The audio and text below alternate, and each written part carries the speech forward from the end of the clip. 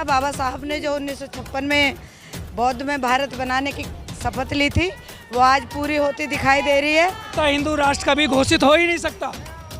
इसके लिए हमें किसी भी स्तर पर जाना पड़े, लेकिन हिंदू राष्ट्र घोषित कभी नहीं होने देंगे हम। प्रधानमंत्री के दलाल हैं वो, प्रधानमंत्री के दलाल हैं वो, तो जानते हैं उन्हें क्या करना है क्या नहीं करना है।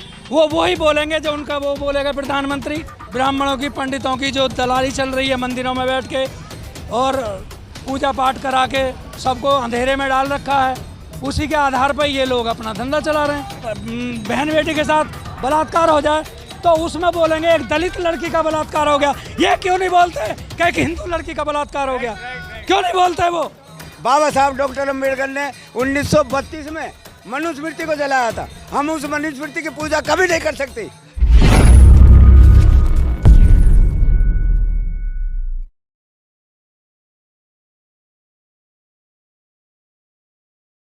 आप देख सकते हैं कि यहाँ पर जो धम्म, जैसा कि मैं बताई हूँ कि जो धम्म यात्रा थी उसको निकाले गए हैं और पूरे जो रोडों पे जो है कि धम्म यात्रा निकाली गई है। और आप हमारे सामने देख सकते हैं कि एक तरफ भिक्षु संघ है और एक तरफ जो है कि महिलाएं हैं, जो अम्बेडकरवादी महिलाएं हैं। और यहाँ पर जो है कि बाबा साहब के भी नारे लगाए जा रहे हैं और तथागत गौतम बुद्ध के भी नारे लगाए जा रहे हैं। और हमारे साथ मीना जी हैं। मीना जी से जानना चाहूँगी कि जिस तरह से परम पूज्य बाबा साहब डॉक्टर भीमराव अम्बेडकर का जो सपना था, क्या लगता है वो साकार हो रहा है? जी, वो बहुत जल्दी साकार होगा। बाबा साहब ने जो 1956 में बौद्ध में भारत बनाने की शपथ ली थी वो आज पूरी होती दिखाई दे रही है। और सबसे ज़्यादा खुशी इस बात की है कि इस कार्यक्रम में सबसे ज़्यादा महिलाएं हैं। और जब किसी धम्म की महिलाएं जागरूक होती हैं, धम्म में जिस भी धम्म में वो जागरूक होती हैं, वो धम्म हमेशा ऊपर जाता है, वो धम्म चारों तरफ फैलता है। तो भगवान बुद्ध का धम्म ऐसा ही है, बहुत ही सुंदर है। और उसमें महिलाएं, जो बाबा साहब का सपना था कि महिलाएं जब तक धम्म को नहीं अपनाएंगी, जब तक भारत बौद्ध में नहीं होगा, तो अब भारत की महिलाएं जागरूक हो रही हैं और वो धम्म को अपना रही हैं।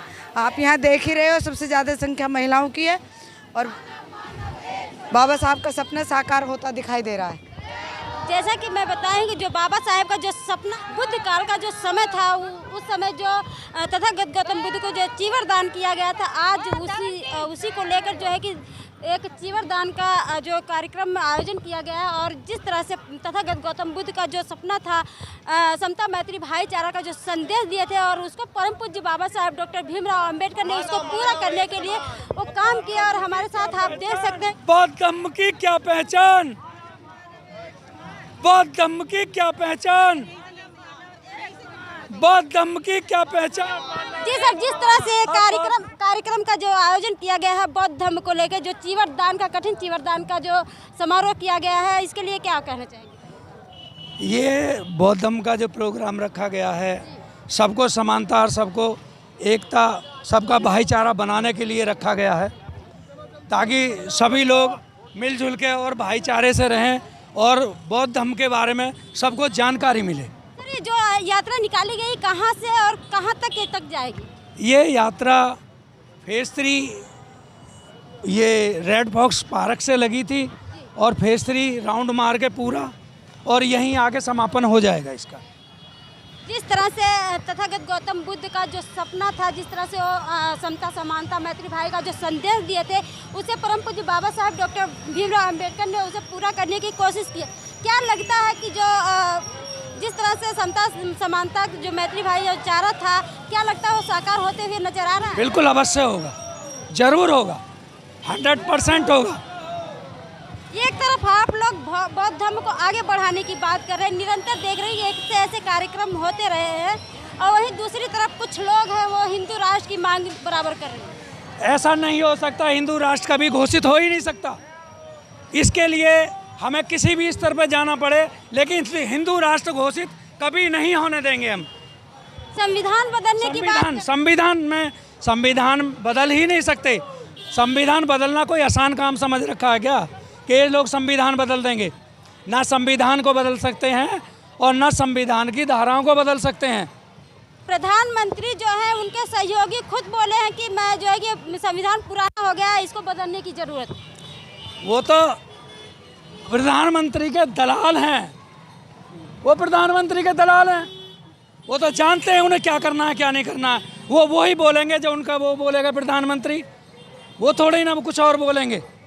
पुराना होने से बाप भी पुराना हो गया, बाप को भी बदल दो, माँ दूसरा बाप कर लेगी। लेकिन प्रधानमंत्री जब विदेशों में जाते हैं वो बोलते हैं कि मैं बुद्ध की धरती से आया हूँ, तो ऐसी क्या उनको दिक्कत होती है बौद्ध धर्म को आगे बढ़ाने के लिए? बौद्ध धर्म को आगे बढ़ाने में उनको ये दिक्कत होती है, जो उनका धंधा है, जो उनकी राजनीति है, वो सब बंद हो जाती है। ब्राह्मणों की, पंडितों की जो दलाली चल रही है मंदिरों में बैठ के और पूजा पाठ करा के सबको अंधेरे में डाल रखा है, उसी के आधार पर ये लोग अपना धंधा चला रहे हैं। हिंदू राष्ट्र क्या दिक्कत है आपको? हिंदू राष्ट्र से हिंदू हम लोगों को मानता ही कौन है? समानता का अधिकार दो। बाबा साहब ने यही कहा था कि समानता का अधिकार दो। हम कौन सा मना कर रहे हैं कि हम हिंदू राष्ट्र नहीं? हिंदू राष्ट्र जब ही तो माने जब हमको हिंदू माने। हमें तो दलित मानते हैं। अभी हमारे साथ कोई अत्याचार हो जाए, कोई हमारी बहन बेटी के साथ बलात्कार हो जाए, तो उसमें बोलेंगे एक दलित लड़की का बलात्कार हो गया। ये क्यों नहीं बोलते कि एक हिंदू लड़की का बलात्कार हो गया? क्यों नहीं बोलते? वो इसी बात को बोले तो हम हिंदू माने जाएं। यानी आपको अभी बराबरी का दर्जा नहीं? हमें बराबरी का कोई दर्जा नहीं, हमें बराबरी का कोई दर्जा नहीं है। जाति भी इनसे है। जाति खत्म करो, जब हिंदू हो जाएंगे सारे।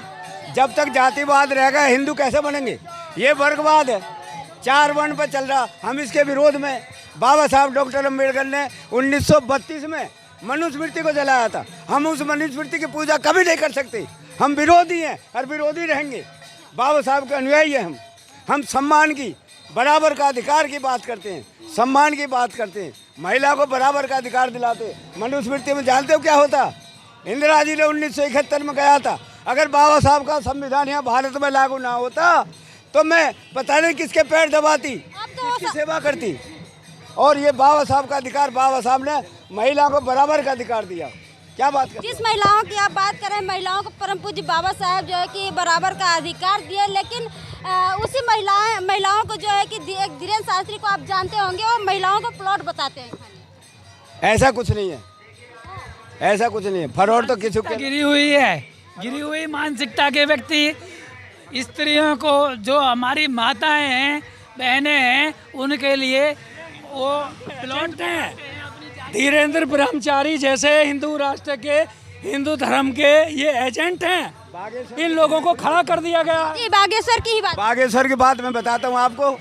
बागेश्वर अपने उपदेशों में कहता है कि जिसके माथे पे वो संदूर लग रहा है वो प्लॉट बिका हुआ है। हमारी बहन बेटी को कहता है वो प्लॉट बिका हुआ, और जो वैसी है वो जो प्लॉट बिका हुआ है, वो कह रहे वो प्लॉट बिका हुआ है। जिस बहन बेटी के संदूर लग रहा उसको कहते हैं इस प्लॉट की रजिस्ट्री हो चुकी, और जो संदूर नहीं है उसको कहते हैं बिकने वाला।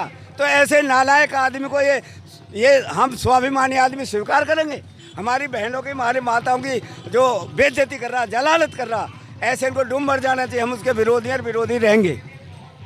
तो आप देखें कि जो एक धम्म कारवां था, धम्म कारवां को लेके बात हुई और काफ़ी चर्चाएं हुई, बहुत सी ऐसी चर्चाएं हुई। विरोधी हैं जो जातिवादी, और सिर्फ जातिवादी को लेकर आप बात कर रहे हैं। बाबा साहब जो है कि जातिवाद खत्म करने की बात किए थे, लेकिन जो है कि जातिवाद और बढ़ता जा रहा है। जातिवाद इसीलिए बढ़ता जा रहा है कि इन लोगों ने जातिवाद बढ़ाने का कार्य कर दिया।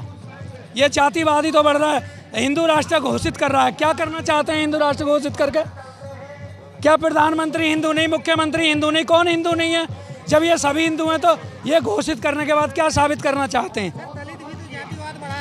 क्या दलित जातिवाद बढ़ा रहा है? शादी करना होता है तो अपनी ही बिरादरी का ढूंढता है, वो जातिवाद नहीं है। कौन कहता है ढूंढता है? आप करोगे? कौन करेगा? दलित अपने लड़के की शादी अगर करना चाहता है किसी जाति से, दलित तो कर देगा, लेकिन दलितों में कोई कर देगा? नहीं करता। आप कह रहे हो ना, आप कह रहे हो, आपसे मैं कहता हूँ आप कर दोगे?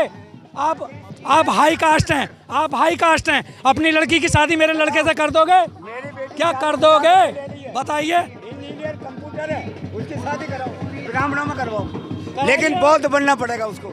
जब करूँगा। क्या बात करते हो? करना बहुत आसान नहीं होता। कहने के लिए मैं भी बोल दूंगा, आप भी बोल दोगे कि हिंदू राष्ट्र से तुम्हें क्या दिक्कत होती है? दिक्कत किसी को कोई दिक्कत नहीं होती है, परेशानी किसी को नहीं है। परेशानी तो इन्हीं लोगों ने बढ़ा रखी है। हिंदू मान लो, हमें क्यों नहीं मानते हिंदू? जो आरक्षण हमें मिल रहा है वो तुम ले लो, जो तुम्हें मिल रहा है वो हमें दे दो, मंत्रों के अधिकार हमें दे दो, पढ़ाने की शिक्षा की सारे अधिकार हमें दे दो, जो तुमने ले रखे हैं वो तुम ले लो, आरक्षण तुम ले लो ना, कितने % आरक्षण